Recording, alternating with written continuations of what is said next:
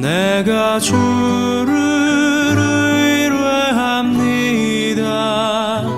나의 다닐 길을 인도하소서. 오늘은 부활 후의 첫 번째 주일입니다.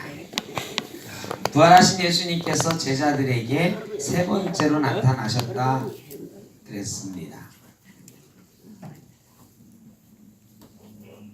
예수님이 제자들에게 나타나셔서 예루살렘에서 2번 만나셨습니다. 그 중에 한 번은 도마가 못 믿겠다 그러니까, 전에 도마가 없을 때 예수님이 나타나셨었거든요. 그러니까 도마가 없을 때 예수님이 오셨기 때문에 도마가 나는 못 믿겠다, 내가 만져봐야 알겠다, 믿겠다. 그래서 예수님이 직접 만져보라고 하신 사건도 있었습니다.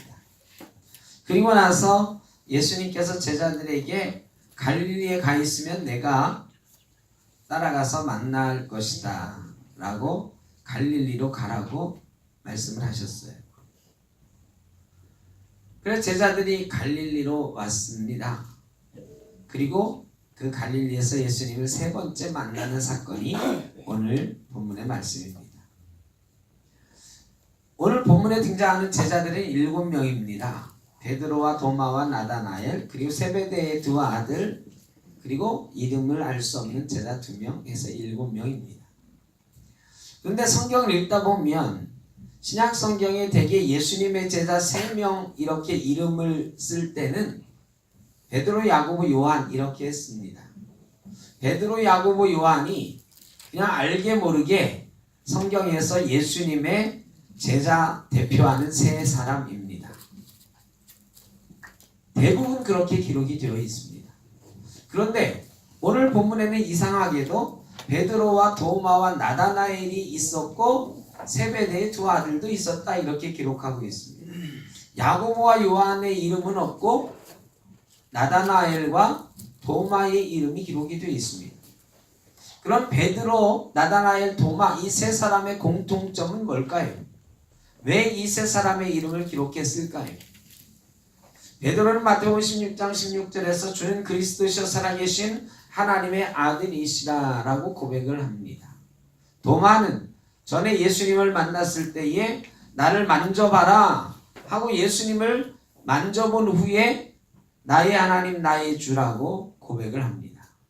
나다나엘은 빌립의 전도를 받고 예수님을 만났는데 예수님이 내가 전에 무화과나무 안에 있는 너를 본 적이 있다 그러니까 주는 그리스도시요 이스라엘의 임금님이십니다, 하나님의 아들이십니다, 이렇게 고백을 했던 사람이에요. 베드로, 도마, 나다나엘 이 3사람은 다 신약 성경에 예수님이 하나님의 아들이시고 그리스도시고 주님이시라는 것을 고백했던 그 고백이 나오는 사람들입니다. 예수님에 대한 위대한 신앙 고백을 했던 3사람이 오늘 함께 모여 있었다라고 성경은 기록하고 있는 것입니다. 그런데 예수님이 부활하셔서 예루살렘에서 그들을 만나시고 갈릴리에 먼저 가 있어라, 내가 너희를 거기 가서 만날게 그러셨거든요. 예수님이 오신다는 말씀을 들었으니까 그들이 갈릴리에서 예수님을 기다리고 있었을 것입니다. 그런데 베드로가 오늘 이렇게 말합니다. 나는 고기 잡으러 나가야 되겠다. 여러분, 다른 말씀이 없고 맨 먼저 기록되어 있는 말씀이 갈릴리에서 예수님을 기다리고 있는 그들에게서 나오는 말이 나는 고기 잡으러 가야 되겠다. 이해가 잘 안 됩니다. 겟세마네 동산에서 잠들어 있을 때는 육신이 피곤하니까 그랬다 하더라도 지금은 예수님이 부활하셔서 그들을 만나 주셨어요. 그리고 그 예수님이 이 갈릴리로 오시겠대요. 그러면 베드로가 뭐라고 말을 해야 되겠습니까? 나는 이 밤이 늦었지만 도저히 견딜 수가 없어. 예수님이 부활하셨는데 사람들이 예수님 죽었다고 저렇게 막 수군거리고 있으니 나는 도저히 견딜 수가 없어. 밖에 나가서 나 예수님 부활했다고 전해야 되겠어. 여러분, 그래야 되지 않을까요? 예수님을 지금 만나고 왔는데, 특히 도마는 직접 만져보고도 왔는데, 그러면 예수님 부활하셨다고 막 다니면서 정신없이 예수님 부활하셨다라고 증거하고 다녀야 되는 거 아닐까요? 야, 우리가 예수님 부활하신 것 지금 밤이지만 지금이라도 전해야 되지 않을까? 이러고 갔어야 되는 것 아닌가요? 그런데 나 고기나 잡으러 갈래. 전혀 좀 뚱딴지 같고 이해할 수 없는 행동이 나옵니다. 여러분, 그런데요, 대부분의 그리스도인들이 이런 실수할 때가 있습니다. 우리가 예수님의 부활의 증인들이죠. 부활하신 예수님을 만나셨죠, 여러분? 믿으시죠? 그런데 어떻습니까? 우리가 부활의 주님을 증거하면서 매일매일 그렇게 승리하는 삶을 살아가십니까? 아니죠. 그러지 못할 때가 많아요. 왜냐? 우리 삶의 현실의 문제들이 있기 때문에. 부활하신 예수님을 만나고 왔지만 제자들이 갈릴리에서 마주했던 가장 큰 문제는 먹고 사는 문제였을 것입니다. 그들은 이미 가족도 버리고 갈릴리를 떠났던 사람들입니다. 배와 그물을 버려두고 떠났던 사람들입니다. 예수를 따라가겠다고 고향을 팽개치고 떠났던 사람들입니다. 3년 동안 예수를 따라다녔습니다. 고향 사람들은 이 사람들이 예수를 따라다니면서 출세하리라고 생각을 했을지 모르겠습니다. 또 그 가족들에게 가끔씩 와서는 예수님이 왕이 되실 거야. 우리가 그러면 한 자리 할 테니까 그때 기다려. 나한테 잘 보여야 돼. 뭐 이런 얘기 했을지도 모르겠습니다. 그 잘난 척하던 제자들이 갈릴리로 돌아왔는데 소문은 예수가 죽었다더라 했습니다. 예수 따라다닌다고 다 팽개치고 갔던 놈들이 왔네? 환영해주는 사람이 없었습니다. 그들에게 먹을 것을 예전처럼 예수님 계실 때는 사람들이 먹을 걸 일 안 해도 막 갖다 줬습니다. 돈도 갖다 줬습니다. 예수님 쓰시라고. 그러니까 회계를 맡은 가룟유다가 따로 있었잖아요. 그런데 지금은 예수가 죽었다라고 하는 소문만 퍼져 있고 아무도 그를 환영해 주지 않았습니다. 그들에게 먹을 거라도 갖다 주었다가는 재수없이 제사장들에게 걸려서 너도 예수 당이냐라고 오해받을 수 있기 때문에 아무도 그들을 돌봐주지 않았던 것 같습니다. 제자들은 어느 한 방에 한 집에 모여서 예수님을 기다리고 있었을 것입니다. 그런데 당장 그들에게는 먹고 사는 문제가 급선무였습니다. 배가 고파서 견딜 수가 없었습니다. 그래서 나는 고기나 잡으러 가야 되겠다고 베드로가 나갔을 때 나머지 제자들도 배고프기는 마찬가지니 우리도 같이 가자, 우리도 돕겠다 해서 같이 나가는 것입니다. 여러분, 예수를 믿는다고 해가지고 당장에 먹고 사는 문제가 해결되는 것 아닙니다. 부활하신 주님을 우리가 믿는다고 고백한다고 해서 당장 일터에 나가서 일하지 않아도 되는 사람은 하나도 없습니다. 베드로가 고기 잡으러 나간 것이 잘못인가요? 제가 생각하기엔 충분히 그럴 수 있습니다. 금강산도 식후경인데 예수님은 언제 오실지 모르고 일단 먹어야 되니까요. 그런데요, 그 뒤에 나오는 본문을 더 읽어보면 예수님이 서 계셨지만 예수인지 알지 못하더라 이런 말씀이 있습니다. 이게 50칸쯤 떨어진 거리예요. 베드로가 뛰어내려서 갈 수 있는 거리예요. 깊은 바다로 간 게 아니고 육지 근처에서 고기를 잡은 거죠. 아니면 그들이 이제 밤새 그물질하고 포기하고 돌아올 때였는지도 모르겠습니다. 여러분, 새벽이니까 예수님이 50칸이면 50m도 안 되는 거리거든요. 예수님이 족이 보이시는 거예요. 저 예배당 끄트머리쯤 아니면 조금 더 멀리. 여러분, 베드로가 예수님을 오매불망 마음에 품고 있었다고 하면 예수님을 못 알아봤을 리가 없습니다. 그런데 지금 베드로의 관심은 어디에 온통 있었느냐? 고기 잡는 일에 온통 관심이 있었던 것입니다. 관심이 온통 배고픈데 삶의 문제에 빠져 있으니까 예수님이 보이질 않는 거예요. 우리가 예수 믿으면서 일하는 것 당연합니다. 예수 믿으면서 공부 열심히 하는 것 당연합니다. 이 세상에서 열심히 사는 것 당연합니다. 그렇게 해야 됩니다. 여러분, 고등학교 3학년 학생이 수능 시험이 내일 모레인데 나는 예수님께 기도하면 예수님이 다 해줘. 그러면 되나요? 안 된다고 제가 말씀드렸죠. 우리가 다 안 된다고 알고 있습니다. 어떤 학생이 초등학생인데 시험을 치고 와가지고 걱정이 많아요. 뭐 틀린 것 같아. 시험 문제는 뭐였냐? 우리나라 수도는 어디인가? 이 어린이가 뭐라고 썼냐면 부산 이렇게 썼단 말이죠. 답은 서울입니다. 근데 이 초등학생은 교회 열심히 다니는 아이였거든요. 그래가지고 갔다 와가지고 걱정이 많아요. 그래가지고 기도하기 시작했단 말이죠. 밤새도록 기도했어요. 뭐라고 기도했을까요? 하나님, 우리나라 수도를 부산으로 옮겨주세요. 여러분, 밤새 기도해서 그 다음날 갔더니 수도가 부산으로 바뀌어 있었겠죠? 아니란 말이죠. 그런다고 해서 점수가 올라가는 게 아닙니다. 공부를 열심히 해야 올라가는 게 맞아요. 열심히 일해야 돈도 벌고 부자도 되고 우리의 삶을 잘 살아갈 수가 있습니다. 그런데 문제는 그것이 우선이 되고 예수는 뒷전에 밀린다는 것입니다. 예수 없이 고기 잡으러 간 베드로처럼 예수 없이 우리의 삶의 현장으로 나가고 예수 없이 우리의 삶의 문제에 몰두한다는 것이 문제입니다. 이렇게 우리가 예배를 하고 있지만 일주일간 살아가면서 보면 예수님 없는 사람처럼 살 때가 참 많단 말이죠. 우리의 삶의 문제가 막 닥쳐오면 예수님을 잊어버리고 예수님을 못 알아보고 살 때가 많이 있다는 그 삶의 문제에 몰두해서 그런 거죠.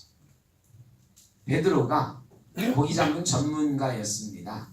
어릴 때부터 바다에 살았어요. 갈릴리 호수가 자기 고향이에요. 더군다나 직업이 어부였습니다. 예수님을 따라다니느라고 한 3년 물질을 안 했지만 여전히 어부의 피가 흐르고 있는 사람이에요. 갈릴리를 손바닥처럼 보는 사람. 그런데 밤새도록 그물을 던졌는데 잡지 못했습니다. 베드로가 어디에 고기가 많은지도 아는 사람이고 언제 고기를 잡아야 고기를 많이 잡을지도 아는 사람이에요. 고기는 밤에 잡아야 돼요? 낮에 잡아야 돼요? 밤에 잡는 게 쉽습니다. 속초 앞바다에 가면, 제주도 앞바다에 가면 밤에 불이 환하게 켜 있어요. 그게 뭐냐면 배들이 고기 잡는 거거든요. 왜 불을 환히 켜놓느냐? 집어등이에요. 그 불을 보고 물고기들이 밑에서 올라와가지고 배 주변에 모여드는 거거든요. 이 갈릴리 호수 깜깜하잖아요. 지금은 뭐 여기저기 불이 있지만 그때 갈릴리 호수는 아마 깜깜했을 거예요. 그 중에 등 몇 개를 배 위에 밝혀놨겠죠. 그 등을 보고 고기들이 막 모여들었을 것입니다. 그런데 신기하게도 밤에 고기 잘 잡히는 곳에 그물을 던졌는데도 불구하고 그물을 잡지 못했어요. 그리고 밤새도록 그물을 던졌지만 물고기 한 마리 잡지 못했어요. 베드로가 실패했습니다. 고기나 잡으러 갈래 했던 베드로가 고기 한 마리 잡지 못했습니다. 여러분, 우리 인생이 예수 없이 무슨 일을 할 수가 있는데요. 그 결말은 늠름하고 씩씩하게 나아가는 것 같지만 그 결말은 결국은 실패할 수밖에 없는 것입니다. 예수 없는 인생은 실패하는 인생, 피곤한 인생 될 수밖에 없는 것입니다. 예수 잘 믿어도요, 부활을 잘 믿어도요, 세상 일이 잘 안 될 때가 있어요. 그리고 그거에 몰두해도 실패할 때가 더 많이 있습니다. 여러분, 베드로가 고기 한 마리 못 잡고 민망한 얼굴을 하고 있을 때에 예수님이 찾아오시는 것입니다. 예수님이 찾아오셔서 베드로를 만나 주시는 것입니다. 여러분, 제가 예수님이었으면 이 제자들에게 안 나타나셨을 것 같아요. 저 같으면 안 나타났을 것 같아요. 여러분, 제자들이 어때요? 예쁜가요? 여러분, 좀 얄미운가요? 이 예수님 돌아가실 때부터 쭉 한번 생각해 보세요. 겟세마네 동산에서 예수님이 기도할 때 나랑 같이 1시간만 좀 깨어 있어 기도하자 했는데 3번이나 와서 보니까 잠들어 있었거든요. 예수님이 그러셨어요. 1시간도 나랑 같이 깨어서 기도할 수 없더냐. 그리고요, 예수님이 저녁 먹으면서 그랬거든요. 니들 다 나를 버리고 도망갈 거다. 베드로가 뭐라고 그랬어요? 다른 사람은 다 버려도 나는 절대로 주님을 떠나지 않을 겁니다. 큰 소리 쳤거든요. 그런데 예수님 잡혀갈 때요, 다 도망갔어. 어떤 애는 빨개 벗고 도망갔다고 그랬어요. 오죽 급했습니다. 베드로는 그래도 지 말에 책임을 진다고 예수님 뒤를 이렇게 쫓아가다가 어떤 여종이 당신도 예수 땅이지 그러니까 나 모른다고, 나중에 예수를 저주하면서 모른다고 그랬어요. 도마는요, 다른 제자들이 다 부활하신 예수님 만났다는데 나는 못 믿어. 내 손으로 만져보기 전에는 못 믿어. 지금 그런 애들이 거기 모여있는 거거든요, 지금. 여러분, 근데 예수님을 무릎 꿇고 말이죠. 우리가 잘못했습니다 하고 기다리는 것도 아니야. 고기나 잡으러 갈래 하고 지들 배고픈 거 채우자고 밤새도록 그물질하고 있는 거예요. 여러분, 저 같으면 이놈들 한 사나흘만 더 그물질하게 내버려둬 보자 했을지도 몰라. 고생 좀 해야 돼. 아니면 안 나타났을지도 몰라요. 아니, 그 제자들한테 뭐하러 다시 나타나? 빌라도 앞에 갔으면 어땠을까요? 예수님이 부활하셔가지고요, 빌라도의 그 총독 관저로 문을 확 열고 들어갔으면 어떤 일이 벌어졌을까요? 여러분, 세상이 발칵 뒤집어지지 않았을까요? 분명히 내가 십자가에 못 박았는데, 내가 창으로 옆구리 찔렀는데 그 군인들이 막 혼비백산했을 것 아닙니까? 빌라도가 얼마나 내가 십자가에 못 박으라고 죄도 없는 사람 못 박았는데 벌벌 떨었을 거 아니에요. 대제사장에게 나타나셨으면 어땠을까요? 대제사장에게 나타나셔서 호통을 치면서 네가 하나님의 아들을 못 박았느냐 하셨으면 얼마나 통쾌했을까. 예수를 십자가에 못 박으라 소리 지르던 그 예루살렘 광장에 나타나셔서 예루살렘 광장의 수많은 사람들 앞에 내가 너희는 나를 십자가에 못 박으라 했지만 이렇게 다시 살아났다고 나타나셨으면 얼마나 화려한 부활이었을까요? 수많은 사람들이 다시 예수를 왕으로 아마 했을 것입니다. 그런데 거기에는 희망이 없다는 걸 주님은 아셨어요. 왜? 오병이어 사건 이후에 수많은 사람들이 예수님을 억지로 왕을 만들려고까지 했던 사람들, 그렇게 환호했던 사람들, 호산나 호산나 외치던 사람들 다 예수를 저버리고 떠나갔거든요. 그들은 겉으로는 예수에 대해서 환호하는 사람들이었으나 자기들 이익에 맞지 않자, 자기들 입맛에 맞지 않자 예수를 십자가 못 박으라고 했던 사람들이에요. 그런데 예수님의 제자들은 어떤 사람들이에요? 겟세마네 동산에서 1시간도 깨어있지 못하던 사람들인데, 우리는 깨어있지 못하던 제자들을 기억하는데 예수님 말씀을 자세히 살펴보면 그때 뭐라고 하셨냐면 너희가 깨어있지 못하더냐 하면서 뭐라고 하셨어요? 마음은 원이로되 육신이 약하더라.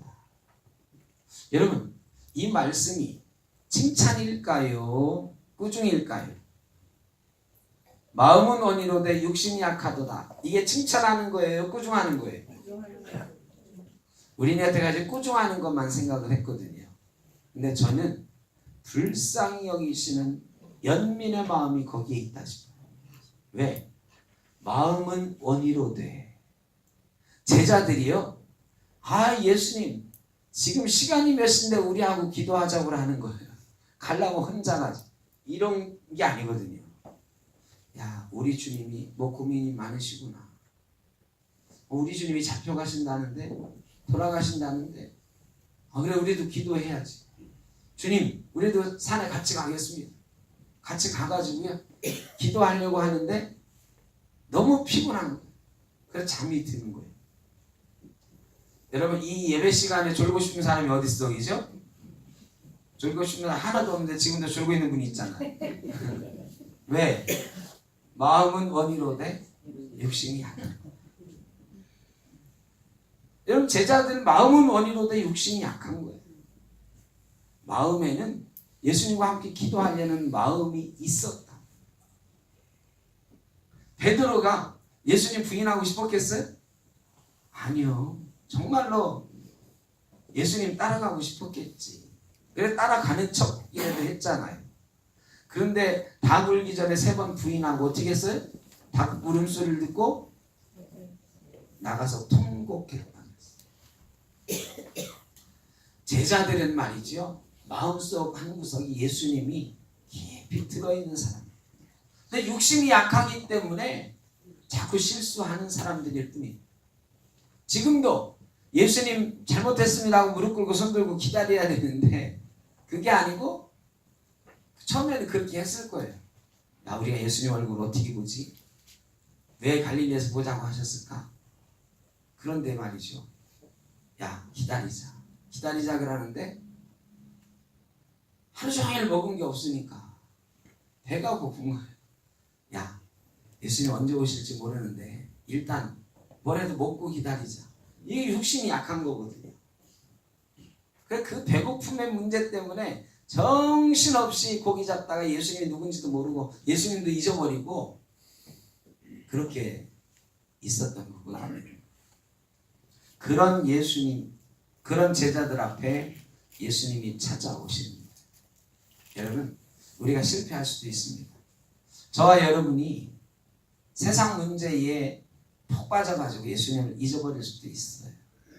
그래서 오늘도 실패하고 있는, 실패의 밤을 지내고 있을 수도 있습니다. 그러나 2000년 전에 우리에게 오셨던 예수님은 지금도 저와 여러분에게 찾아오시는 줄로 믿습니다. 왜냐? 저와 여러분 마음속에 예수를 믿는 마음이 있거든요. 예수님을 사랑하는 마음이 그만큼이라도 있거든요. 세상 사람들하고는 달라요. 하나님이 우리를 보실 때 세상 사람들하고 비교가 안 되게 보시는 거예요. 예수님을 이만큼이라도 사랑하는 마음이 우리에게 있으면 예수님은 실패하고 있는 인생 가운데 반드시 다시 찾아오십니다. 예수님이 오셔서 제자들에게, 얘들아, 너희에게 먹을 것이 있느냐 물어보셨어요. 제자들이 없나이다. 예수님이 오늘 우리에게 오셔서 물어보십니다. 얘들아, 너희가 나에게 줄 것이 좀 있느냐? 여러분, 예수님에게 드릴 것이 많이 준비되어 있으십니까? 어떠십니까? 아무도 내가 이렇게 많이 가지고 있습니다 라고 할 사람이 없어요. 예수님 앞에 드릴 게 뭐 그렇게 있어? 없어요. 야, 네가 내일을 위해서 뭘 준비하고 있느냐? 예수님 준비 못했는데요. 목사로, 장로로, 집사로, 권사로 넌 나를 위해서 뭘 준비했니?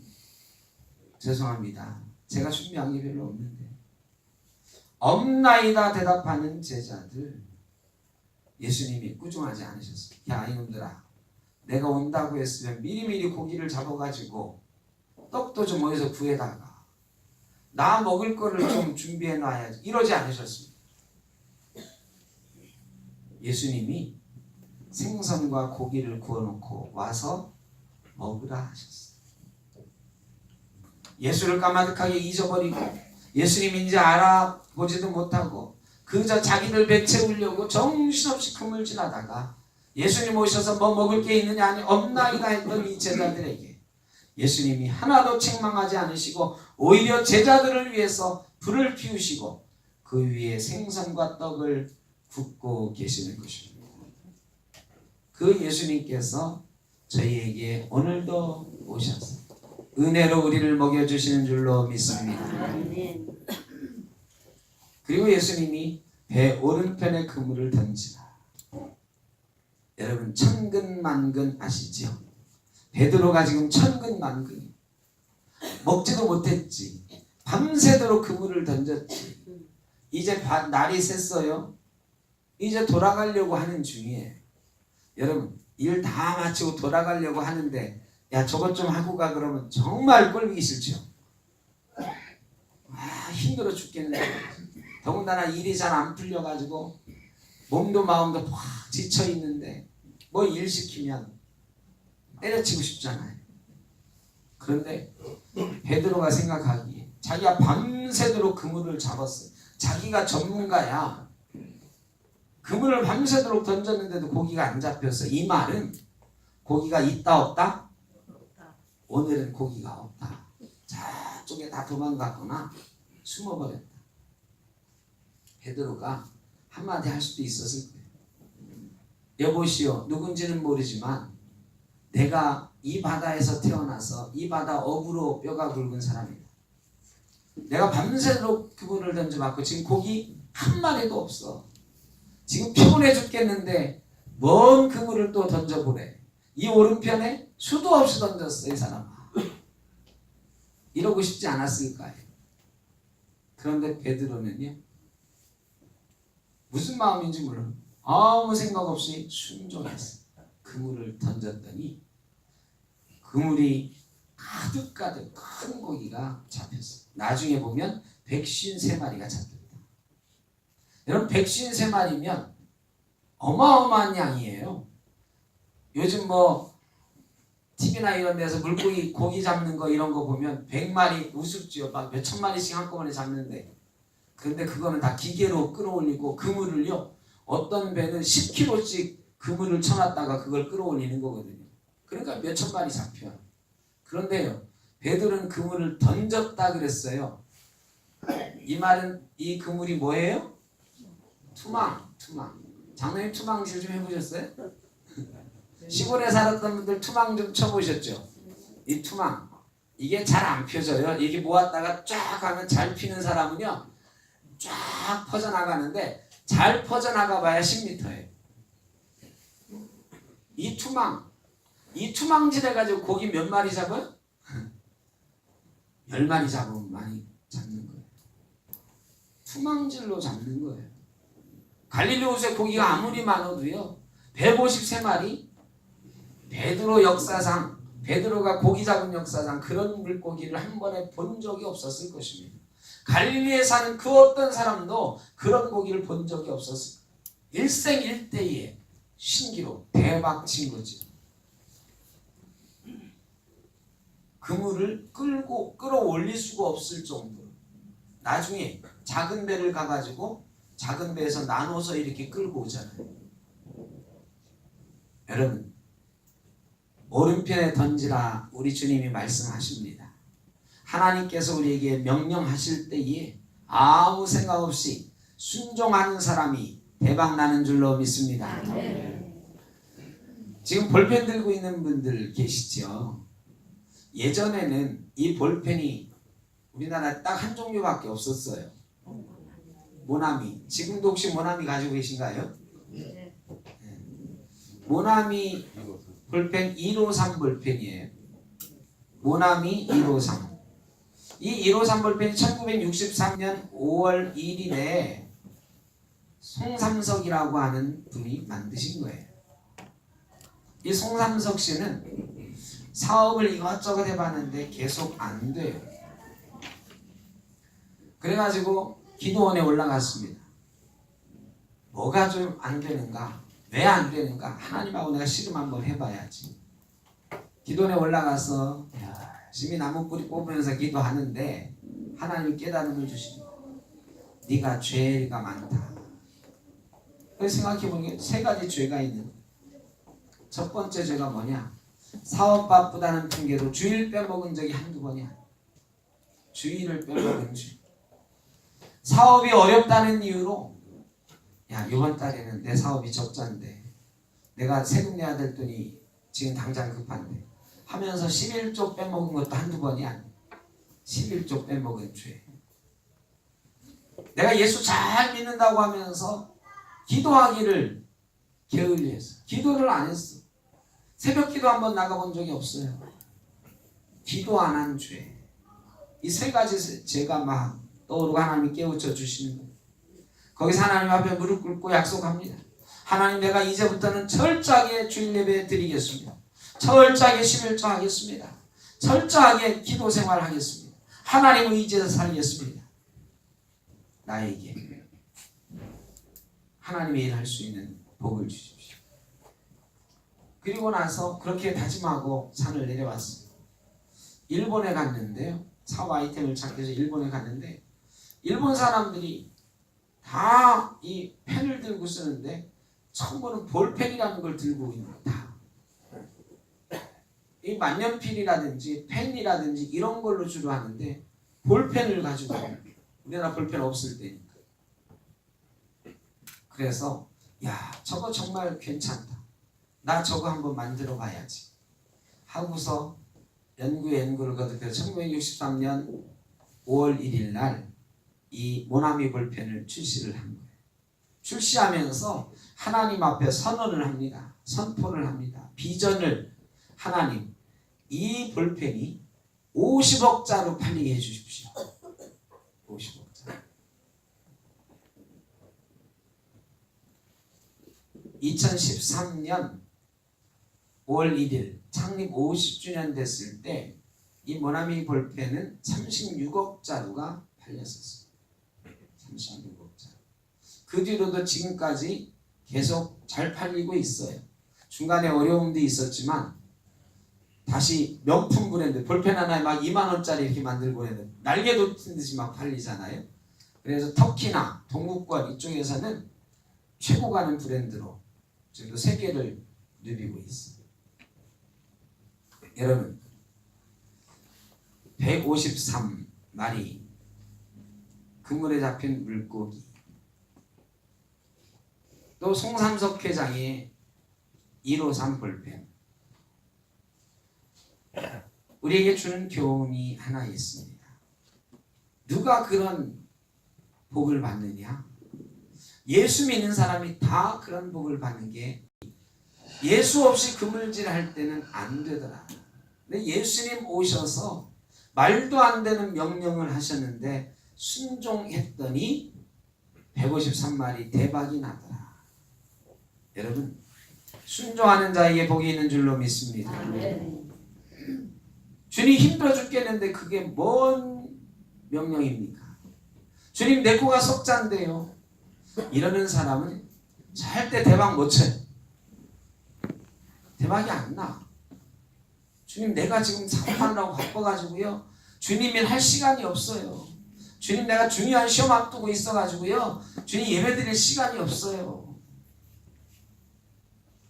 여러분 하나님이 살아계신 한 이런 모양으로는 대박 안 나요. 야 힘들지. 야 그래도 11조 먼저 좀 해라. 야 시간 없지. 그래도 시간 좀 쪼개봐라. 이런 무모한 하나님의 명령에 무모하게 순종하는 사람 이런 사람이 153의 복을 받는 줄로 믿습니다. 그냥 한번 해보는 것. 그물이 찢어지지 않았대요. 성경에 그물이 찢어지지 않았다라고 기록된 걸 보면 153마리가 잡히면 그물이 어떻게 돼야 되는 겁니까? 찢어져야 되는 거예요. 상식적으로. 요즘 나이론으로 만든 이런 그물도요. 이렇게 굵게 만든 것도 바다에서 보면 끊어지는 거 가끔 보거든요. 그런데 옛날에는 나일론 제품으로 만든 것도 아니고 이게 그물을 싣고 와서 만든 거거든요. 물론 여러 개 겹쳤겠지만 이 그물이 그렇게 튼튼할 리가 없어요. 굵지도 않아요. 투망하는 거니까 굵게 못해요. 기계로 하는 게 아니니까. 근데 거기에 153마리가 걸려서 끌어올리는데 안 올려지는 거예요. 그거 잘못하면 터져요, 그물이. 근데 그물이 안 터졌다. 여러분, 우리에게 주시는 마지막 은혜는 그물이 터지지 않는 은혜예요. 예수 잘 믿고 순종해서 복 받은 사람 가운데도요, 나중에 그물이 터지는 사람이 있어요. 사업에 복을 받았는데 사업이 너무 잘 돼가지고 그저 사업에 다시 빠져서 신앙을 잃어버리는 사람, 그물이 터지는 거지. 좋은 남자 좋은 여자 만나서 결혼했는데 복 받았다고 좋아했는데 얼마 살다 보니까 가정이 깨져 있더라. 그물이 터진 거예요. 여러분, 내가 이제는 살만하다 싶었는데 건강에 그물이 터져버리는 사람도 있어요. 여러분, 이 그물 고기를 잡았으면 육지까지 안전하게 끌고 가는 게 복 아닙니까? 많이 잡은 게 무슨 소용이 있어요? 해밍웨이의 노인과 바다라고 하는 소설이 있잖아요. 거기에 이 노인이 바다에 가가지고 고기를 잡아요. 이만한 조각배로 이 낚시, 손으로 하는 낚시를 가지고 고기를 잡습니다. 청새치라고 보셨나 몰라요. 길이가 1m 50쯤 되는 어마어마한 큰 고기. 이걸요, 사투에 사투를 벌여 손이 다 까지면서 잡아요. 이 청새치를 이 배에 실을 수가 없으니까 어떻게 하냐면 배 옆에 이렇게 묶어가지고 갑니다. 배 옆에 매달아서. 그런데요, 상어가 나타나죠. 상어가 그 배 옆에 있는 이 청새치 고기를 다 뜯어먹는, 이 노를 가지고 상어를 막 때리고 막 그러지만 결국은 돌아와 보니 대가리만 남고 고기 하나도 없어요. 여러분, 고기를 열심히 잡는 복을 받으시기를 바랍니다. 많이 잡으시기를 바랍니다. 근데 더 중요한 거는 육지까지 끌어올리는 그물이 터지지 않는 거예요. 뜯어먹히지 않는 거예요. 하나님께서 그 사랑하시는 자들에게 그물이 터지지 않는 복을 주십니다. 하나님이 그 사랑하시는 자가 누구냐? 무모하게 순종하는 사람, 하나님 말씀에는 무조건 이해하는 사람, 하나님이 하라고 하시면 무조건 하는 사람, 이런 사람에게 153의 복도 주시고 그물이 터지지 않는 복도 주시는 줄로 믿습니다. 예수님이 제자들을 갈릴리에서 만나자 하셨습니다. 예수님이 돌아가신 곳은 예루살렘이에요. 예수님이 부활하신 곳도 당연히 예루살렘이에요. 예수님의 제자들이 있었던 곳도 예루살렘이에요. 예수님이 2번은 예루살렘에 있는 제자들을 만나신 거예요. 자, 그러면 야, 며칠 있다가 여기서 다시 만나자, 그런 게 편해요? 아니면 며칠 있다 저기 갈릴리에서 만나자, 이게 편해요? 갈릴리는요, 걸어서 3일도 더 가야 되는 거리거든요. 자, 며칠 있다가 내가 다시 올게, 여기서 기다려라, 이게 편하잖아요. 예루살렘에서 만나는 게 더 합리적이잖아요. 그런데 굳이 왜 예수님은 제자들에게 갈릴리로 가라 하셨을까요? 오늘 본문에서 우리는 그 목적이 있음을 봅니다. 예수님이 고기가 있느냐? 와서 먹으라? 또 153의 기적을 보여주시면서 제자들 마음속에는 점점 더 민망함이 있었습니다. 죄송함이 있었습니다. 그리고 점점 더 기억이 또렷하게 떠오르는데 3년 전 어느 날 나를 따라오라, 내가 너희를 사람을 낚는 어부가 되게 하리라. 그렇게 말씀하셨는데 지금 예수의 부활 앞에서도, 예수님의 부활을 목격하고도 그 제자들은 고기 잡는 업으로 돌아가 있어. 그저 배를 채우기 위해서 고기 잡는 일에 몰두하고 있는 그들을 예수님은 보고 계십니다. 예수님 앞에 또 한 번 민망했던 거죠, 이스라엘. 그 뒤에요. 그런데 그런 민망해하는 제자들에게 먹으라 하시고요. 그 뒤에 베드로에게 물어보세요. 네가 나를 사랑하느냐? 네가 나를 사랑하느냐? 네가 나를 사랑하느냐? 3번 물어보시고는 네가 나를 사랑한다면 내 양을 먹이라. 사명을 다시 회복시켜 주십니다. 3년 전에 나를 따라오너라 내가 너희를 사람 낚는 어부가 되게 하리라 라고 하는 사명을 주시고 3년간 훈련시키셨는데 그 사명 다 잃어버리고 다시 연약한 인간의 모습으로 삶의 현장으로 돌아갔던 이 제자들에게 나타나셔서는 너희가 나를 사랑한다면 내 양을 먹이라고 사명을 회복시켜 주시는 것입니다. 저는 목사고요. 어떤 분은 장로님이시고 어떤 분은 안수 집사, 어떤 분은 권사님, 어떤 분은 집사님, 어떤 분은 성도님. 예수 믿은 지 오래됐어요. 저도 50년 이상 됐으니까 여러분도 더 되신 분들 계실 거고. 우리가 처음 예수 믿었을 때보다 아는 게 많아졌어요. 훈련도 많이 받았습니다. 제가 목사 되느라고 대학 나왔죠. 대학원 했죠. 전도사 생활했죠. 10년 걸렸어. 10년. 대학 들어가면서 목사 될 때까지 10년 걸리거든요. 그리고 나서 목사 된 지 지금 20년이 훌쩍 넘었으니까요.